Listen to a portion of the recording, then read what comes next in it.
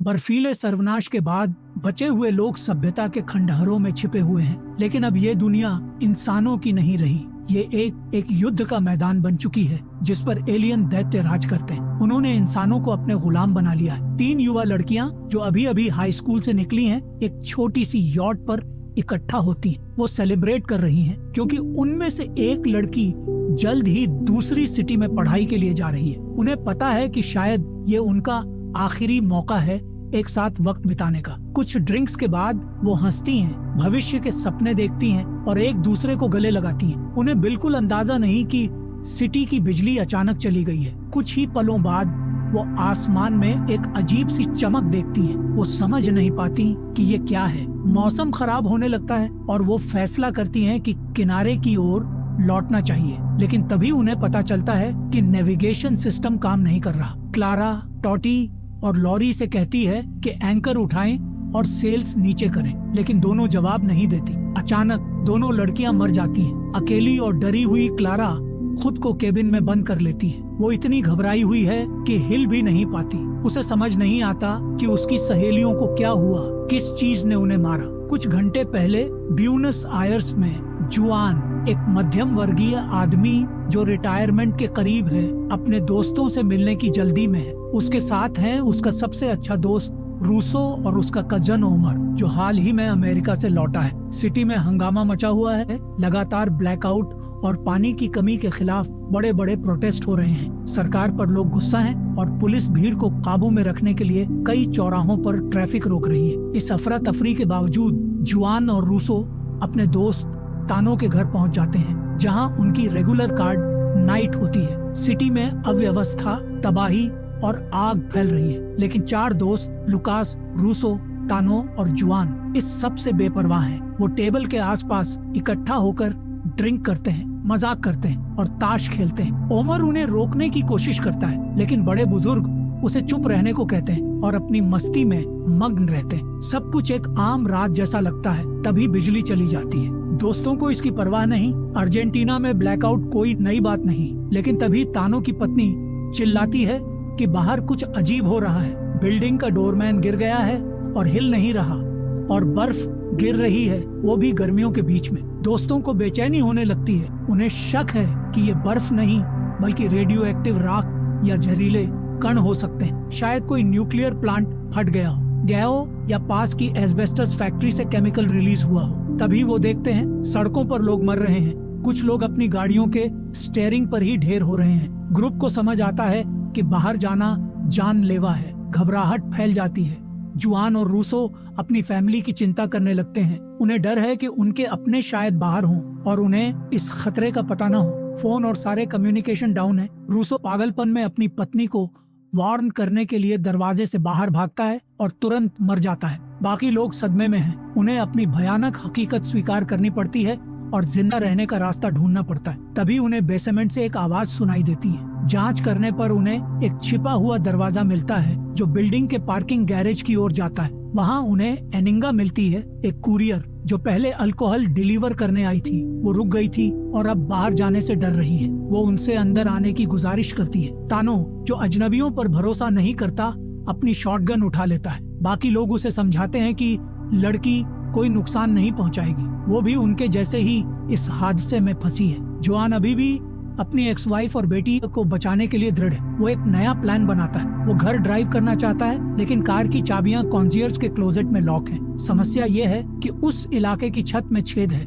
और वहाँ से बर्फ गिर रही है। जहर से बचने के लिए जुआन एक पुरानी कार इस्तेमाल करता है जो पहले एक मेंटेनेंस वर्कर की थी। वो कार की खिड़की से रेंगता है, प्लास्टिक फिल्म से खुद को ढकता है और क्लोजेट तक पहुंचकर चाबियां ले लेता है, लेकिन सब बेकार। कार स्टार्ट नहीं होती। अब साफ है कि शायद किसी पावरफुल इलेक्ट्रोमैग्नेटिक पल्स ने सारे इलेक्ट्रॉनिक्स को खराब कर दिया है। दूसरा रास्ता ढूंढते हुए जुआन को पड़ोस की बिल्डिंग में एक रोशनी दिखती है। पता चलता है कि वहाँ और भी सर्वाइवर्स हैं, लेकिन वो इस खतरे की असलियत नहीं समझ रहे। ग्रुप एक आदमी को वार्न करने की कोशिश करता है जो सड़क के उस पार है। वो उनकी बात सुनने के लिए खिड़की खोलता है और तुरंत मर जाता है। उसकी पत्नी उसे बचाने दौड़ती है और वो भी ढेर हो जाती है। जुआन को डर लगता है कि उसकी फैमिली भी ऐसा ही कर सकती है। सुबह होने तक जुआन के पास कोई चारा नहीं। उसे अपनी फैमिली तक सूरज निकलने से पहले पहुंचना है। जुआन, लुकास और तानो मिलकर एक मैकशिफ्ट हाजमैट सूट बनाते हैं, दस्ताने, प्लास्टिक बैग,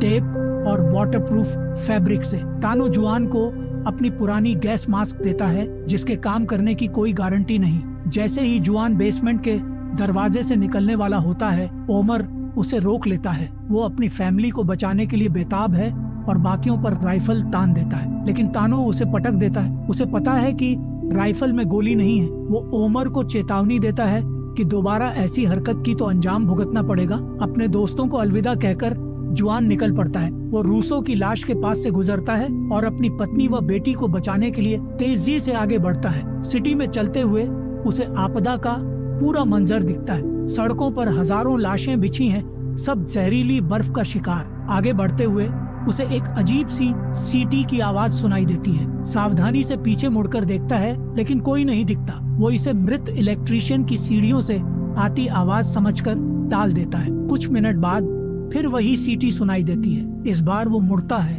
और एक हथियारबंद अजनबी को देखता है जिसके इरादे खतरनाक लगते हैं। घर पहुंचने की बेताबी में जुआन भागता है और रेल रोड ट्रैक्स के साथ साथ चलने का फैसला करता है। वहाँ उसे सैकड़ों लाशें ट्रेन के साथ बिखरी दिखती हैं। तभी उसे एक अजीब सी खटखटाहट सुनाई देती है। पता चलता है कि कुछ लोग एक कार में बंद होकर जिंदा बच गए, लेकिन हाइपोथर्मिया से उनकी मौत तय है। जुआन उनके साथ अपनी पानी की बोतल शेयर करता है, लेकिन उनकी और मदद नहीं कर पाता। उनकी गुहार को नजरअंदाज करते हुए वो अपनी पत्नी और बेटी को बचाने की यात्रा जारी रखता है। इधर तानो और उसकी पत्नी अन्ना, लुकास, एनिंगा और ओमर तानो के घर में बंद होकर सर्वाइवल की कोशिश कर रहे हैं। तानो रात भर जागता है, खिड़की के पास अपनी हथियार के साथ पहरा देता है ताकि कोई आक्रामक अजनबी उनके घर न आए। अन्ना चाय बनाने की सलाह देती है, लेकिन तानो पानी बचाने को कहता है। उन्हें नहीं पता कि पानी के स्रोत दूषित हैं या नहीं। उनके पास बस कुछ बोतलें पीने का पानी है, इसलिए राशनिंग जरूरी है। वो जुआन की वापसी का इंतजार करते हैं। तानो लुकास को ओमर और एनिंगा से सावधान रहने को कहता है। उसे डर है कि वो उनके खिलाफ हो सकते हैं और अगर ऐसा हुआ तो बुजुर्ग दंपति का कोई मौका नहीं बचेगा। बाद में तानो को पता चलता है कि एनिंगा ने मिलिट्री में सर्विस की है और उसे हथियार चलाना आता है। इससे उसका उस पर भरोसा और कम हो जाता है। एक वक्त पर एनिंगा कहती है कि वो घर छोड़कर मदद ढूंढने का रिस्क लेना चाहती है। तानो जिम्मेदार होने के नाते ये मिशन खुद लेता है। उसने एक पानी के जग से बैकअप गैस मास्क बनाया है और फायर स्टेशन जाने को तैयार है। एनिंगा उसे एक साइकिल देती है, लेकिन तानो जल्दी ही नोटिस करता है कि साइकिल की लैंप जल रही है जब वो पेडल मारता है। कुछ लॉजिकल डिडक्शंस और इक्विपमेंट चेक करने के बाद तानो को समझ आता है कि पुरानी टेक्नोलॉजी जैसे रिकॉर्ड प्लेयर्स, इनकैंडेसेंट बल्ब्स और पुरानी कारें अभी भी काम कर रही हैं। आपदा शुरू होने से कुछ मिनट पहले जुआन की पत्नी एलेना घर लौटती है। पड़ोसी पहली मंजिल पर जनरल मीटिंग कर रहे हैं, लेकिन एलेना इतनी थकी हुई है कि वो कुछ डिस्कस नहीं करना चाहती। तभी बिजली चली जाती है और एक पिकअप ट्रक बिल्डिंग के सामने वाले हिस्से से टकरा जाता है। एक आदमी देखने जाता है कि क्या हुआ, लेकिन वो जहरीली बर्फ से तुरंत मर जाता है। इसी वक्त जुआन अपनी पत्नी के घर पहुंचता है और देखता है कि क्या हुआ। किसी ने कुत्ते को मार दिया है और कुत्ते के मालिक ने खुद की जान ले ली, जिससे घर में बाढ़ आ गई है। बिल्डिंग के बाकी लोग प्रार्थना कर रहे हैं और मृत महिला के अपार्टमेंट में घुसने की कोशिश कर रहे हैं। जुआन उनसे उलझना नहीं चाहता और अपनी पत्नी को ढूंढने पर फोकस करता है। अपार्टमेंट में घुसते ही उसे एक अजनबी मिलता है जिसे वो चोर समझ लेता है। बाद में पता चलता है कि उसकी पत्नी ठीक है। जुआन पूछता है कि उनकी बेटी कहाँ है, क्योंकि वो घर पर नहीं है। तभी बाकियों को जुआन के हाथ पर बर्फ दिखती है और उन्हें शक होता है कि शायद वो जहर से इम्यून है। जुआन और एलेना अपनी बेटी क्लारा को ढूंढने निकलने का फैसला करते हैं, लेकिन उन्मादी पड़ोसी उन्हें जाने नहीं देते। वो जुआन से उसका गैस मास्क छीनने की मांग करते हैं। जुआन को समझ आता है कि लोग पागल हो चुके हैं और आक्रामक हो रहे हैं। वो अपने ब्रीफकेस में छिपाई रिवॉल्वर से उन्हें धमकाता है। भीड़ से लड़ते हुए जुआन और एलेना भागकर मृत कुत्ते के मालिक के अपार्टमेंट में छिप जाते हैं। वो दरवाजा बैरिकेड करते हैं और पागल भीड़ पर गोली चलाते हैं। जुआन अपनी पत्नी से जल्दी तैयार होने को कहता है। एलेना वाटरप्रूफ कपड़े और रबर ग्लव्स पहनती है, लेकिन उनके पास सिर्फ एक गैस मास्क है। जुआन ये मानते हुए कि एलेना की जिंदगी उससे ज्यादा कीमती है, मास्क उसे दे देता है और कहता है कि वो खिड़की से बाहर वैन की छत पर कूदे। उसका मिशन है कि वो उनकी बेटी को ढूंढे और बचाए, चाहे वो कहीं भी हो। एलेना अपने पति की बात मानती है, खिड़की से कूदती है और क्लारा को ढूंढने निकल पड़ती है। इधर पड़ोसियों की भीड़ अपार्टमेंट में घुस आती है। जुआन के पास गोलियां खत्म हो चुकी हैं। वो खिड़की तोड़ देता है ताकि बर्फ अंदर आए। पड़ोसी भाग जाते हैं। जुआन अपने सिर पर बैग डालकर खुद को बचाता है। घर से निकलते ही उसे ऑक्सीजन की कमी से घुटन होने लगती है और वो बेहोश हो जाता है। उसे लगता है कि वो मर गया, लेकिन जल्द ही होश आता है। उसे पता चलता है कि उसके दोस्त ने उसे और एलेना को बचा लिया। कॉन्शियर्स की पुरानी कार अभी भी काम कर रही थी, जिससे वो रेस्क्यू सर्विस तक पहुंचे और उनका इक्विपमेंट ले लिया। अब जिंदा रहने की चाह में उन्हें क्लारा को ढूंढना है। सुनसान सिटी में जहां लाखों लाशें बिछी हैं, वो 3 फायरबॉल्स को पृथ्वी की ओर आते नहीं देखते। कुछ घंटों बाद ग्रुप तानो के घर लौटता है, ढेर सारे हथियारों के साथ। तानो को यकीन है कि अब सब एक दूसरे के खिलाफ हो गए हैं और रिसोर्सेज के लिए लड़ेंगे। इसलिए वो घर और गैरेज को एक किले की तरह मजबूत करना चाहता है ताकि बाहरी खतरों से बचा जा सके। बाकी लोग एक रिमोट आइलैंड पर भागने की सलाह देते हैं, लेकिन तानो इसके सख्त खिलाफ है। वो अपने रेडियो ट्रांसमीटर से छोटे छोटे डिस्ट्रेस सिग्नल्स भेजकर मदद मांगने की कोशिश करता है। जल्द ही बोनेटो नाम का एक इंजीनियर जो पास में काम करता था, गैरेज पर आता है। वो बताता है कि सर्वाइवर्स की एक कम्युनिटी है, लेकिन उन्हें दवाइयाँ और खाना डिलीवर करने के लिए तुरंत गाड़ी चाहिए। तानो कोई भी गाड़ी देने से मना कर देता है, लेकिन ओमर कार चुरा लेता है ताकि अपनी फैमिली को ढूंढ कर बचा सके। बाहर निकलते वक्त ओमर देखता है कि आसमान खून जैसा लाल हो गया है और कुछ चीजें ऊपर से गिर रही हैं। ध्यान भटकने की वजह से वो कार का कंट्रोल खो देता है और एक स्टोर में क्रैश कर जाता है, बेहोश हो जाता है। बाकी ग्रुप फैसला करता है कि वो चुपचाप बैठकर चमत्कार की उम्मीद नहीं कर सकते। एनिंगा एक साइकिल को मॉडिफाई करती है और अपने भाई को ढूंढने पार्क की ओर जाती है। इधर एओंग, एलेना और जुआन अपनी गुमशुदा बेटी को ढूंढने के लिए एक और कार की तलाश में निकल पड़ते हैं। उस रात उन्हें एक पुरानी गाड़ी मिलती है, लेकिन वो स्टार्ट नहीं होती। अचानक उन्हें छिपना पड़ता है क्योंकि पास की सर्वाइवर कम्युनिटी के लोग जो रास्ते में सब कुछ लूट रहे हैं, खतरनाक रूप से करीब से गुजरते हैं। उसी वक्त पास के सुपरमार्केट में कुछ अजीब होने लगता है, जिससे पूरा मोहल्ला डर जाता है। सुबह में एनिंगा तानो के गैरेज में एक काम करने वाली कार के साथ लौटती है जो उसे मिली थी। दुख की बात है कि उसका भाई मर चुका है। अब वो अनाथ है, लेकिन ग्रुप को बचाने के लिए दृढ़ है। तानो उसे भरोसा करने का फैसला करता है, लेकिन लुकास को सप्लाईज के लिए बाहर भेजता है। जब वो रेस्क्यू आउटपोस्ट पर लौटते हैं तो बोनेटो और सर्वाइवर ग्रुप उन्हें घेर लेते हैं और दूसरी बस्तियों के खिलाफ जंग के लिए अलायंस का प्रस्ताव रखते हैं। इधर जुआन और एलेना उस स्कूल पहुंचते हैं जहां उनकी बेटी पढ़ती थी। जुआन दूसरी कार ढूंढने जाता है, जबकि एलेना पुरानी यादों से परेशान एक बाथरूम में बंद एक टीनेज लड़के को ढूंढती है। उसे जहरीली बर्फ के बारे में कुछ नहीं पता और वो इसे मजाक समझता है, जब तक कि वो अपने क्लासमेट्स की लाशें यार्ड में नहीं देखता। वो क्लारा की दोस्त को जानता है और उन्हें उसके घर ले जाने की पेशकश करता है, लेकिन पहले अपने माता पिता को देखने के लिए अपने घर रुकने को कहता है। जुआन और एलेना मान जाते हैं, लेकिन जब वो वहाँ पहुँचते हैं तो उन्हें लड़के के माता पिता की लाशें मिलती हैं। ये जानकर कि अब वो भी अनाथ है, वो उसे अपने साथ ले जाते हैं। तानो अभी भी सर्वाइवर ग्रुप के साथ काम करने से मना करता है। उसे यकीन है कि वो उसे धोखा देंगे और मार देंगे। तभी उसे रेडियो पर जवाब मिलता है। पड़ोसी देश से कोई पुष्टि करता है कि जहरीला बर्फीला तूफान पूरे कॉन्टिनेंट को अपनी चपेट में ले चुका है। तानो ब्राजील से संपर्क करने के लिए एंटीना को रिकैलिब्रेट करने की कोशिश करता है। तभी उसे पता चलता है कि कंपास काम नहीं कर रहे। पृथ्वी का मैग्नेटिक फील्ड ढह गया है। ये समझते हुए कि एक पूर्ण पैमाने का सर्वनाश शुरू हो चुका है, वो अपनी पत्नी और दोस्तों के साथ आइलैंड की ओर जाने का फैसला करता है। इधर पाब्लो बीमार पड़ जाता है और जुआन और एलेना एक फार्मेसी में रुकते हैं। वहाँ उनकी मुलाकात एक प्रेग्नेंट महिला से होती है। एलेना उसकी मदद करने की जिद करती है और जुआन उसे अंदर आने देता है, लेकिन पता चलता है कि वो अपने पार्टनर के साथ काम कर रही है। वो दोनों चोर हैं। वो एक बुजुर्ग दंपति को लूट लेते हैं और उनकी कार चुरा कर भाग जाते हैं। पाब्लो जुआन को धोखा देने की सोचता है, लेकिन एलेना के लिए सहानुभूति की वजह से उन्हें बख्श देता है। बाद में जुआन एक असहाय परिवार से कार चुराने वाला होता है, लेकिन उनके छोटे बच्चे को देखकर उसका मन बदल जाता है। कुछ अजीब नोटिस करते हुए जुआन रेल रोड ट्रैक्स पर लौटता है और उस ट्रेन कार को ढूंढता है जहां उसने पहले सर्वाइवर्स देखे थे। अब वो पूरी तरह उजड़ चुकी है, सामान बिखरा हुआ है और इंसानी अवशेष पड़े हैं जैसे कि किसी ने हमला किया हो।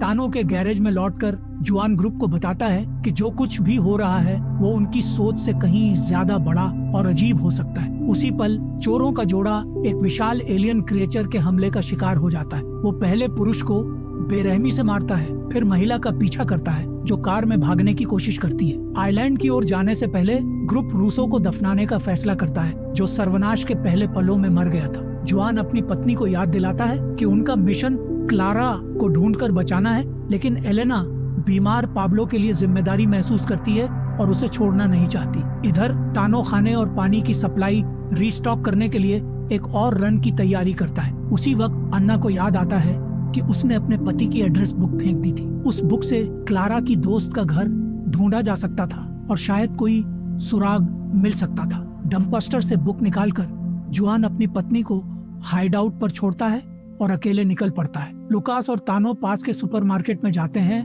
और कुछ खाना ढूंढते हैं। तानो एनिंगा से चेक इन करता है और जानता है कि एलेना और जुआन फिर से अलग हो गए हैं। इधर जुआन को लगता है कि कोई उसका पीछा कर रहा है। वो गोली चलाने को तैयार होता है, लेकिन जल्दी ही समझ जाता है कि ये सिर्फ तानो है। हालांकि तानो के अपने बच्चे नहीं हैं, वो और जुआन 38 साल से दोस्त हैं। तानो अपने बेस्ट फ्रेंड को अकेले खतरे का सामना नहीं करने देना चाहता। साथ में चलते हुए तानो सुझाव देता है कि जहरीली बर्फ पृथ्वी के मैग्नेटिक फील्ड के ढहने की वजह से हो सकती है। वो बताता है कि हमारा ग्रह जहरीले कणों की एक बेल्ट से घिरा हुआ है जो पहले वायुमंडल द्वारा रोके गए थे। अब वो पृथ्वी पर जम गए हैं, जिसने 99% इंसानियत को खत्म कर दिया। लेकिन तानो का थ्योरी तब रुक जाता है जब उन्हें सैकड़ों कारों का एक विशाल पाइलअप मिलता है, जैसे किसी बच्चे का टॉय सेट। अचानक कोई पास आता है। लड़ाई की तैयारी करते हुए उन्हें जल्दी ही पता चलता है कि सिटी का कुछ हिस्सा आर्म्ड सोल्जर्स ने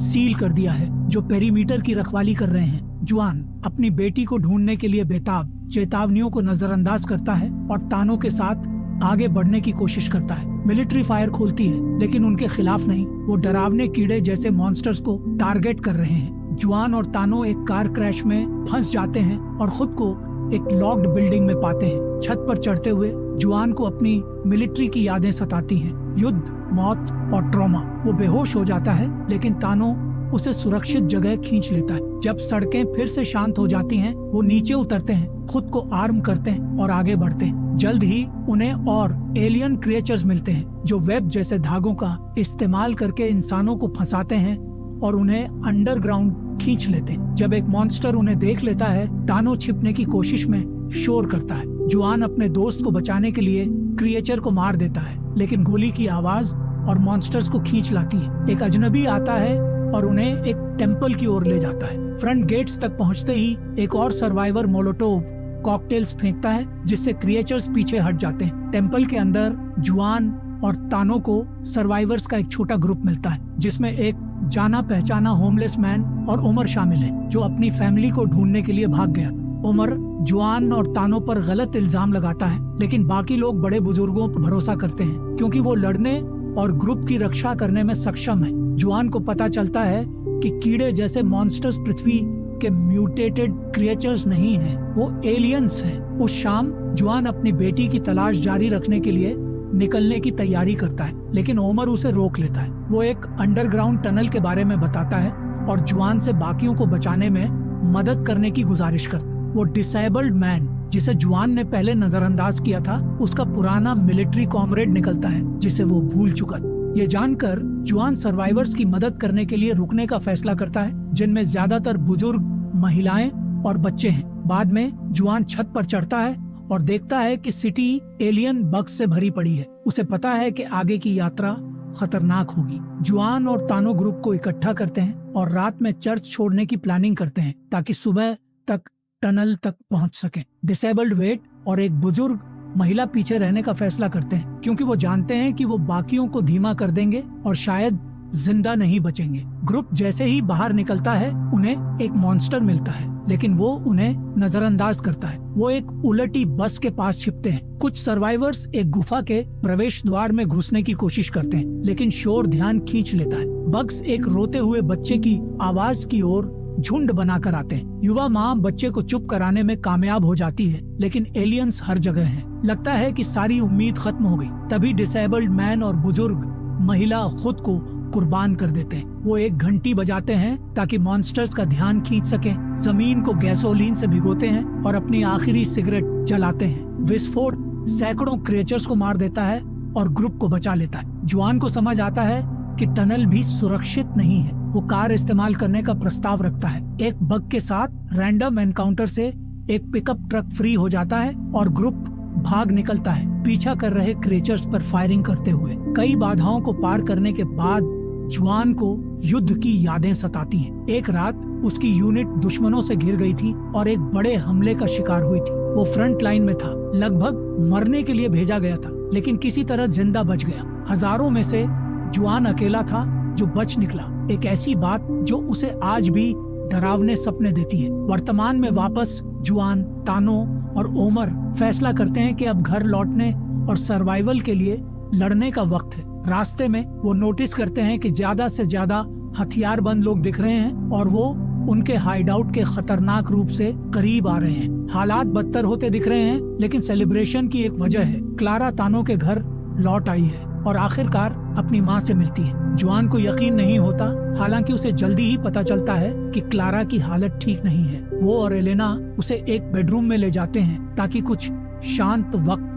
साथ बिता सके। थोड़ी देर बाद बेनेटो और आर्म्ड रेसिस्टेंस के मेंबर्स तानो के घर पर आते हैं। वो चाहते हैं कि तानो उनकी एलियन बग्स के खिलाफ लड़ाई में शामिल हो, लेकिन तानो इसे हारी हुई जंग मानता है। उनके पास बहुत ज्यादा मॉन्स्टर्स हैं। वो आइलैंड पर भागना चाहता है, लेकिन पूरे ग्रुप के लिए काफी ट्रांसपोर्टेशन नहीं है। रेसिस्टेंस एक डील ऑफर करता है। अगर तानो उन्हें अपने घर की चाबियां दे देता है ताकि वो उस एरिया की रक्षा कर सकें, तो वो उसे एक आरवी की चाबियां देंगे, जिससे यात्रा ज्यादा मुमकिन हो जाएगी। मुश्किल चॉइस का सामना करते हुए तानो अपने घर को अलविदा कहता है। वो अन्ना, ओमर, जुआन, एलेना, क्लारा, एनिंगा और पाब्लो पोर्ट की ओर निकल पड़ते हैं। रास्ते में तानो नोटिस करता है कि क्लारा एक हाजमैट सूट और मास्क में घर लौटी थी, जो उसने अपनी बोट पर छिपाया था। जब क्लारा होश में आती है, तानो उससे पूछने की कोशिश करता है कि क्या उसने बोट ली थी, लेकिन क्लारा सब कुछ नकार देती है। उसे एमनेशिया है,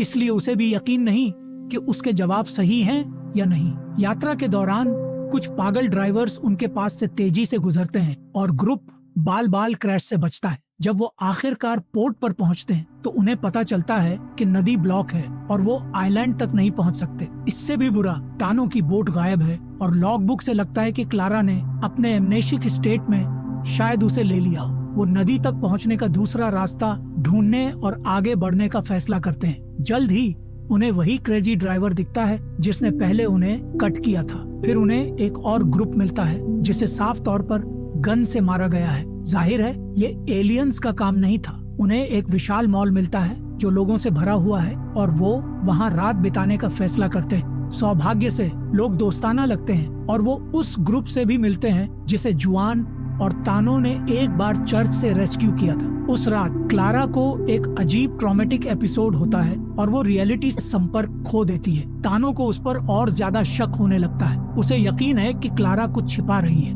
बाद में उस रात लुकास कुछ टीनेजर्स के साथ कार्ड गेम खेलने जाता है, लेकिन उसे ड्रिंक चाहिए। वो अल्कोहल ढूंढने निकलता है और बिना किसी ट्रेस के गायब हो जाता है। अगली सुबह सूरज निकलता है और बर्फ रुक जाती है। सब सेलिब्रेट करते हैं, ये सोचकर कि सबसे बुरा वक्त खत्म हो गया। तानो नोट करता है कि पृथ्वी का मैग्नेटिक फील्ड वापस आ गया लगता है, हालांकि पोल्स फ्लिप हो गए हैं। ग्रुप को उम्मीद है। तभी एक कार आती है जिसमें 3 मास्क्ड अजनबी हैं। बिना किसी चेतावनी के वो भीड़ पर फायरिंग शुरू कर देते हैं, जिससे सर्वाइवर्स कवर के लिए भागते हैं। जुआन जवाबी फायर करता है और 2 शूटर्स को मार गिराता है। अन्ना और एक टीन घायल हो जाते हैं। फिर कुछ अनएक्सपेक्टेड होता है। लुकास आर्मी के साथ वापस आता है। उसे याद नहीं कि वो हाइडआउट से कैसे निकला, जिससे रहस्य और गहरा हो जाता है। आरवी हमले में डिस्ट्रॉय हो जाता है, जिससे तानो, जुआन और बाकी ग्रुप के पास मिलिट्री में शामिल होने के अलावा कोई चारा नहीं बचता। इधर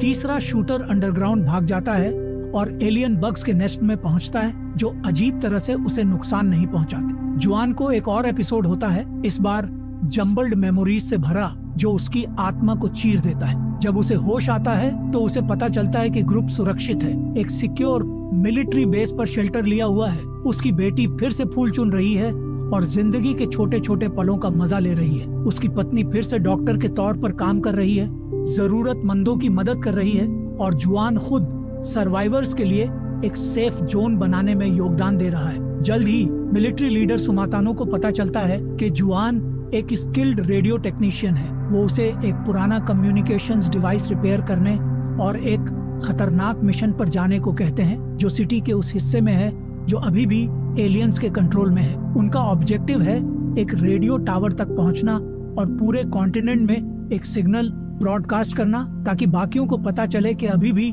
सर्वाइवर्स का एक स्ट्रॉन्ग होल्ड है। तानो को लगता है कि ये मिशन पागलपन है और वो मना कर देता है, लेकिन लुकास उसे दोबारा सोचने को कहता है। बाद में बेस पर नए सर्वाइवर्स आते हैं जिनमें उस कम्युनिटी का एक छोटा ग्रुप भी शामिल है जिसने एक बार तानो को उसके अपने घर में कैप्टिव रखा था। लगभग बाकी सब मॉन्स्टर्स ने खत्म कर दिए। ये जानकर कि जंग अभी खत्म नहीं हुई और सबसे बुरा वक्त अभी आना बाकी है, तानो अपना मन बदलता है और मिशन के लिए हामी भर देता है। अगली सुबह ज्यादातर मर्द, जिसमें एनिंगा भी शामिल है, निकल पड़ते हैं। वो नदी के रास्ते रेलवे की ओर जाते हैं जहां वो कई ट्रेन कार्स को रिपेयर करने की प्लानिंग करते हैं। इंजीनियर इक्विपमेंट को कैलिब्रेट करता है जबकि बाकी लोग कार्स को आर्मर से रीइंफोर्स करते हैं ताकि ट्रेन सैकड़ों अबैंडन्ड व्हीकल्स की बैरियर को तोड़ सके। इससे पहले ग्रुप कई मिलिट्री प्लेन्स को आसमान में देखता है जो इस बात का सबूत है कि अर्जेंटीना अभी भी लड़ रहा है। यूनिट रवाना होती है। उन्हें नहीं पता कि उनकी नजर रखी जा रही है मॉन्स्टर्स नहीं बल्कि अजीब अनजाने इंसानों द्वारा। कुछ मिनट बाद ट्रेन रुकती है ताकि टीम पहुंच सके। पाब्लो टीनेजर एक छोटी स्क्वाड के साथ एक सेकेंडरी पोजीशन की ओर जाता है जहां वो सिग्नल का इंतजार करेंगे। इधर बाकी लोग बैरियर को क्रैश करके सिटी के रिस्ट्रिक्टेड जोन घुसते हैं। वो जल्द ही फिर रुकते हैं जब उन्हें एक मिलिट्री प्लेन का मलबा मिलता है। कोई नहीं समझ पाता कि उसे क्या नीचे लाया। मिशन पर फोकस्ड ग्रुप एक बिल्डिंग में घुसता है जिसके ऊपर एक फंक्शनिंग रेडियो टावर है। उन्हें अजीब लगता है कि इतनी सिक्योर बिल्डिंग बिना किसी लड़ाई के अबैंडन्ड थी। न लोगों के साइंस न स्ट्रगल के। कमांडर एनिंगा और कुछ बाकियों को प्लेन में सप्लाईज चेक करने के लिए भेजता है। वो कामयाब हो जाते हैं लेकिन अचानक उन अजीब इंसानों से घिर जाते हैं। टावर पर मिलिट्री जर्नलिस्ट और कम्युनिकेशंस ऑफिसर एक सिग्नल ट्रांसमिट करने में कामयाब हो जाते हैं जिसे दुनिया भर में